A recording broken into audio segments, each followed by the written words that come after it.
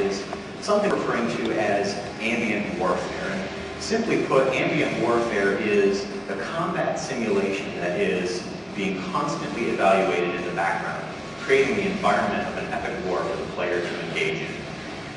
We really think that this is a big element for Warhawk because we're all aware that the PlayStation 3 can generate HD image quality and HD audio quality, but it certainly can create a very compelling HD behavioral simulation as well. We're talking about hundreds of enemy fighters doing strafing runs on these impossibly large capital ships, those same capital ships firing back with their anti-aircraft weapons and missile launchers and bombard cannons. And although we spend a significant portion of our system resources doing this combat simulation, we also use the cell processor for a variety of natural phenomena as well. So for example, here, this ocean surface that I'm flying around has its geometry procedurally generated by wave simulation every frame, and then sent to the RSX for rendering.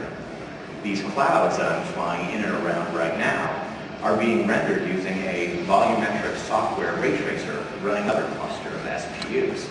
And really, this is an interesting paradigm shift for us because it's the first time that we're mixing cell-based software rendering with RSX-based hardware rendering.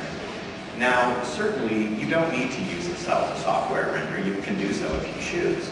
The RSX has plenty of power on its own.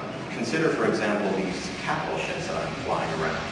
They have surface materials that are orders of magnitude more complex than anything we could have done on the PlayStation 2. They feature color maps and ambient occlusion maps, parallax maps, dynamic shadows, and point lights.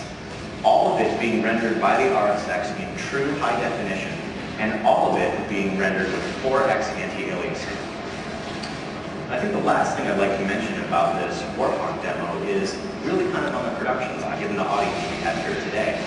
And that is that while the PlayStation 3 is a complex and very powerful machine, its entry point and ability to get access to the power of the cell is still very accessible.